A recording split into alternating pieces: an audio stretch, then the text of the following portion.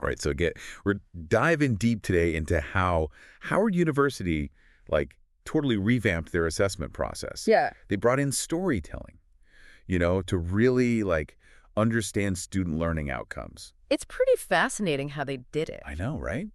It's not something you hear every day. What's really interesting is Howard's not your typical university. Yeah, for sure. It's a historically black university founded way back in the 1800s Wow. to educate formerly enslaved people. Oh, wow. So that history, is a huge part of their identity. Makes sense. And it really shapes their whole approach to assessment. So, like, picture this. Okay. They have to prove how effective they are as a university to this accreditation team. Right? And this is right smack in the middle of a global pandemic. Talk about pressure. Oh, my gosh. It was a visit from the Middle States Commission on Higher Education. You're kidding. But instead of letting the pandemic, totally derail their assessment plans, Yeah. they decided to embrace it.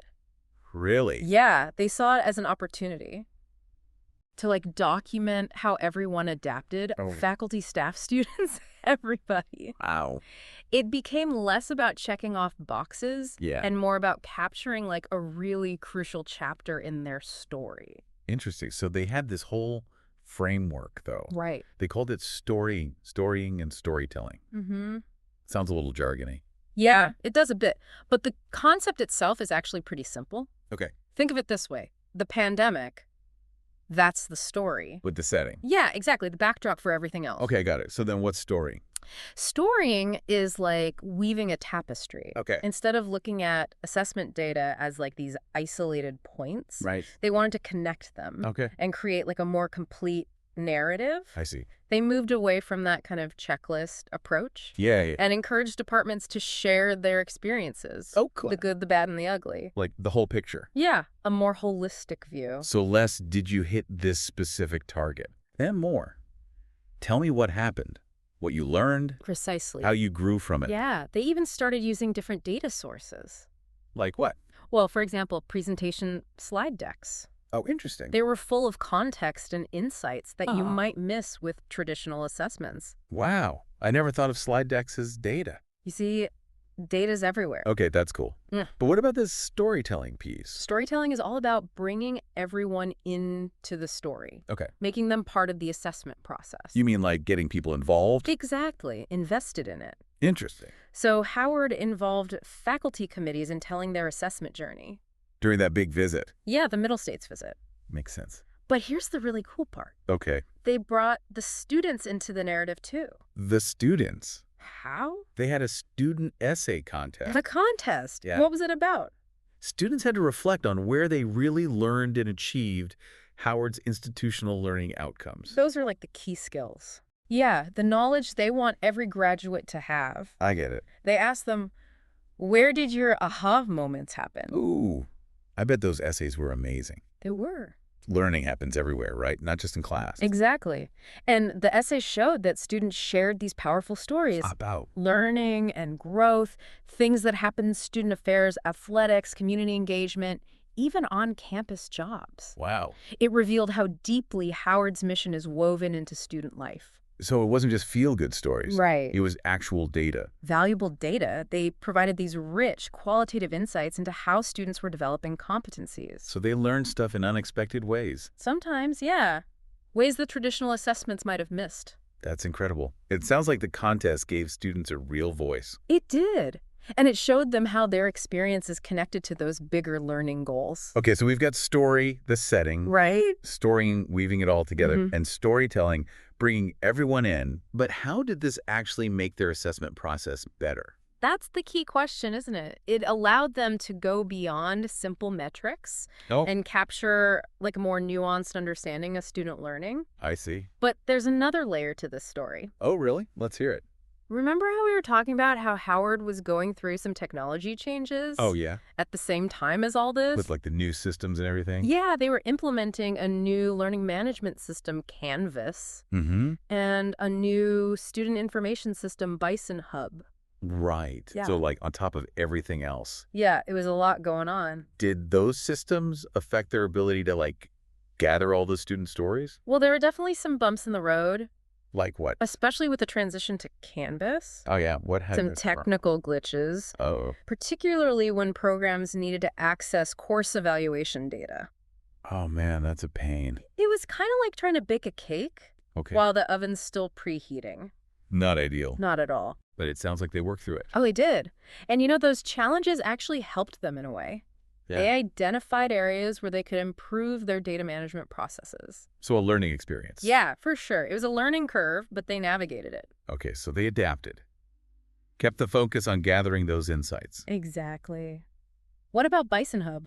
Yeah. Did that new student information system cause any issues? Interestingly enough, the full launch of Bison Hub Yeah? actually happened after the accreditation visit. So it wasn't a factor yet. Not really, no. Well, But it's worth noting that Howard chose to roll it out gradually. that makes sense. Yeah, testing it with a few courses and programs first, Smart move. before going campus-wide. Like dipping your toes in the water before jumping in Exactly. so they could work out any kinks. Yeah, and ensure a smoother transition. Good thinking. Yeah. But with all this focus on storytelling, Yeah, did they ditch quantitative data altogether? that's a good question. Because numbers still matter, Oh, for sure. especially when you're measuring student learning outcomes. Absolutely. Yeah. What did they do about the herd data? They recognize that both qualitative and quantitative data are important. They saw them as partners, working together to tell a more complete story. So not throwing out the spreadsheets just yet. No, not at all. Think of it this way. Okay. The quantitative data, the numbers, they provide the framework. Okay. They offer those objective measures of performance. Right. But the qualitative data, the stories, they add depth and context. It's like looking at a map versus actually exploring the terrain. Exactly. Both are valuable, but together, You get the full picture. precisely. Yeah.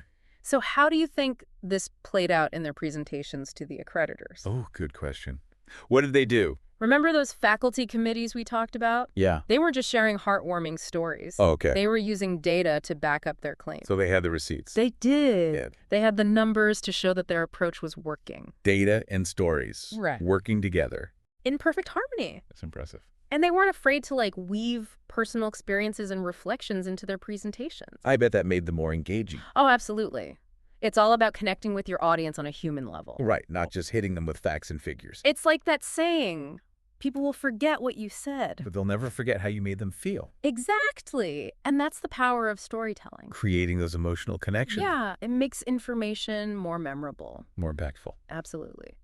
So if we want to use this approach Mm-hmm. in our own work, Yeah. it's not about choosing data or stories. It's Yeah. about finding ways to integrate them. Using both to understand what's really going on. Exactly. And recognizing that assessment is a conversation, Okay. an ongoing process of learning and reflection. That makes sense. That can lead to real improvements. But here's a thought. Okay. We've talked a lot about Howard's approach. Right. But how much did their identity as an HBCU influence their storytelling? That's a fascinating question. Did it affect the kinds of stories they shared? Or how they presented them. Yeah. Let's explore that next. Howard being an HBCU, that's a huge part of their story. Yeah, totally. It's woven into everything they do. For sure. And their approach to storytelling and assessment is no different. Makes sense. Remember we mentioned their goal of reaching 12,000 students by 2024? Yeah. Well, they actually blew past that. Really? Yeah, they reached almost 14,000 students. Wow.